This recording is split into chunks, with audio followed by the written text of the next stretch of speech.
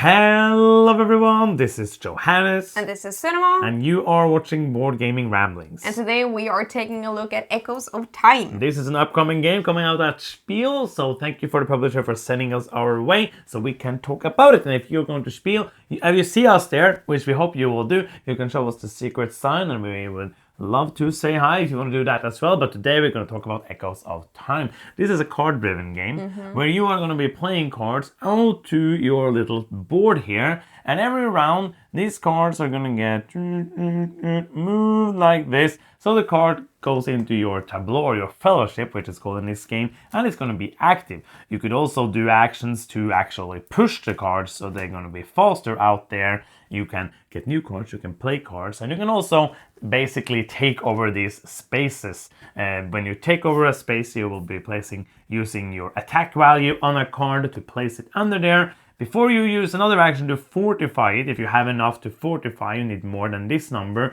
you could basically put all the cards under and make sure nobody can steal it from you. But before that, other people can take it from you by having more attack power.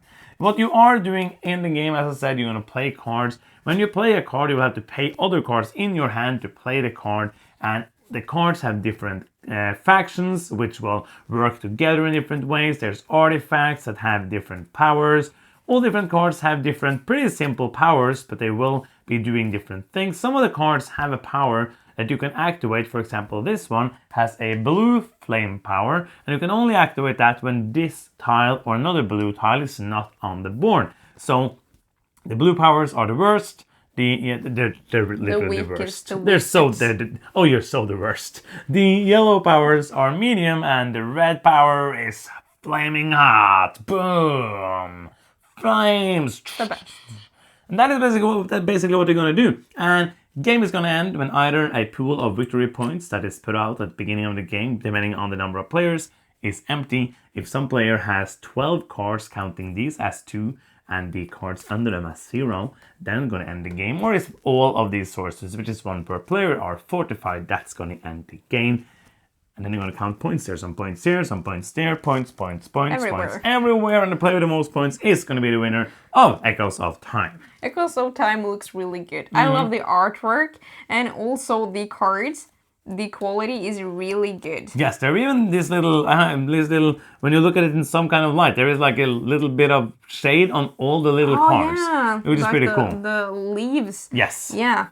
And I really enjoyed the mechanism of the game as well, not just the artwork. The art is fantastic. Bye. I like that you, first off, you have 2 actions. So you can, for example, use your turn to gain 2 cards and play one of those cards. Your next turn, like 2 turns every round. Yeah. And I like that you have to see, okay, I want to play this card, but that costs 3 other cards.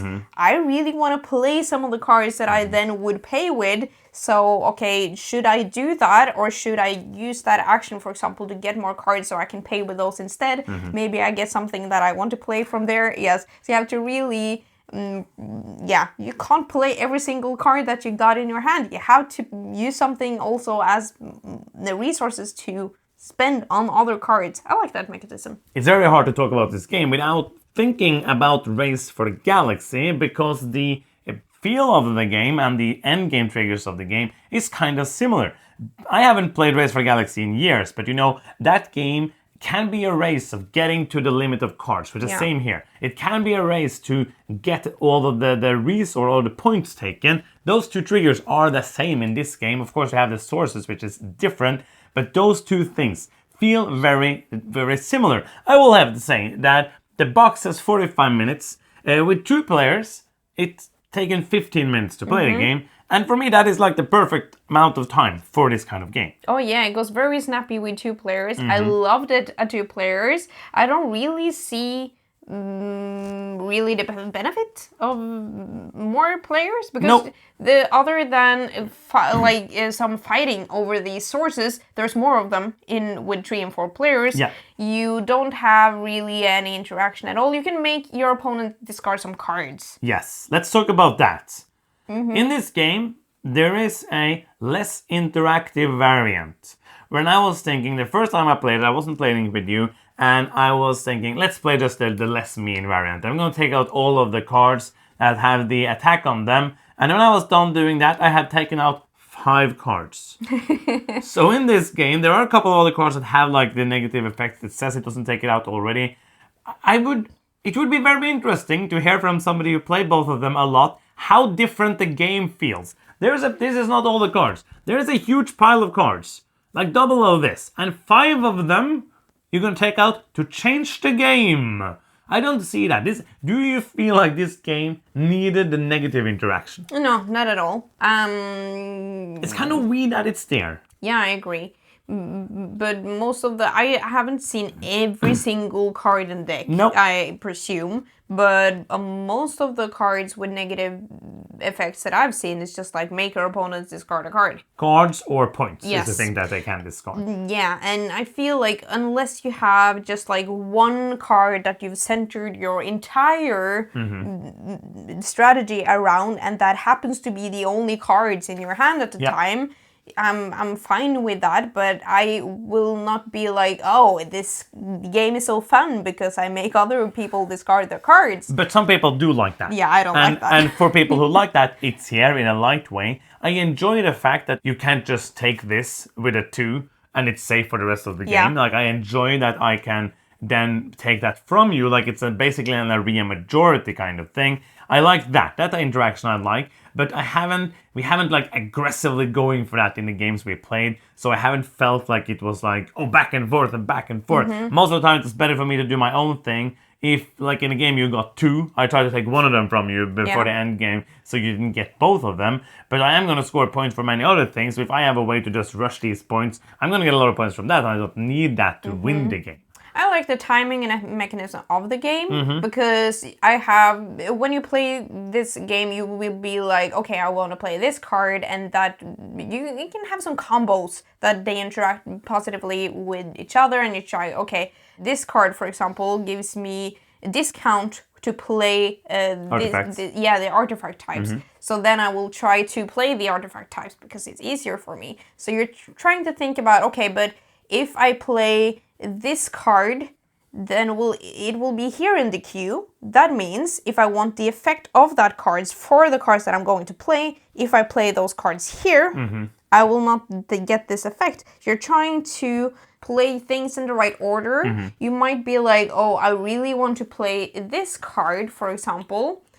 It's worth a lot of points, and it's super cheap cards wise, but I will not get him until 5 rounds from now. I like that you can push cards ahead. That gives you some freedom, which I really enjoy, but it is an action, and you want more cards and you want to do other stuff with that action.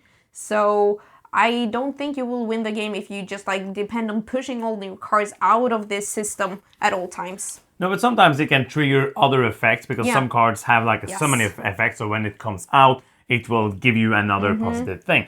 I think that you're going to like this game if you enjoy card games. It's very easy to say. I think you're going to enjoy it if you enjoy a little bit of aggressive things. If you hate that.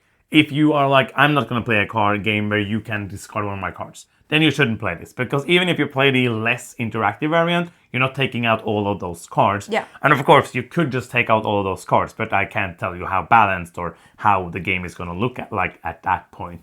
But I think like if you enjoy card games that has some cool combos, that has this like is an interesting way of playing the cards. And then when the game cards are played, you can also make cool combos of different cards you have. Some cards are just good for attacking basically and giving you points. Some have some great abilities that you can use every second round. Some only you can use probably once or maybe twice throughout the game.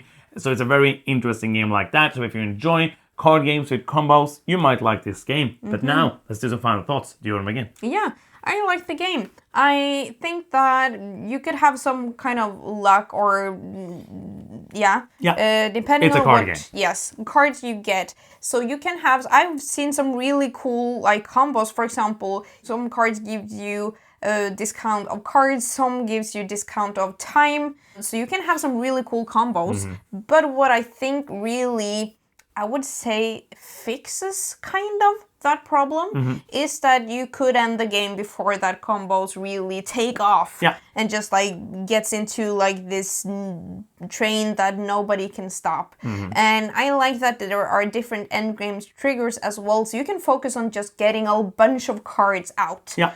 And you can focus on getting these, just like focusing on heavy attacks. So you will fortify both of those if you have the chance, or at least like one, and try to stop the game that way. I basically just enjoy this game, but I like it more at 2. Because I need this game to be like this. Absolutely. And for that, I will give this a 7. I like Echoes of Time. I think it's a fun game. I basically said a lot of things already, and I agree with a lot of you say. Like, that's the boring thing about me always saying things lost, but I talk a lot of words, so it's fine. I enjoy my time playing it. I have a lot of fun, but I do think it should be a maximum of 45-minute game. Like, with 4 players, but then again, for me, this is a game, because there's not that much interaction. I don't feel like adding the 3rd and 4th player added that much to the experience. It's more of I'm waiting longer for my turn now, and then I'm gonna do the same thing I would have done if I was playing with 2 players. And it's more of this, so it's basically kind of balances itself out. That there is gonna be 3 sources with 3 players and 4 with 4 players, so it kind of makes it so that it doesn't matter that much that you're playing with more people. So for me, and when you play it then with 2, if you play quick, you could play it longer depending on the strategy and stuff. Yes. But it's been between 15 and 20 minutes, which I think is pretty good. I'm going to land on a 7 as well. It's a good game that I enjoyed playing. And that's going to be the end. If you enjoy what we do, you can subscribe to the channel because it's cool. Thank you so much for watching. I'm Johannes. I'm Cinema. And you've been watching Board Gaming Ramblings, and bye-bye.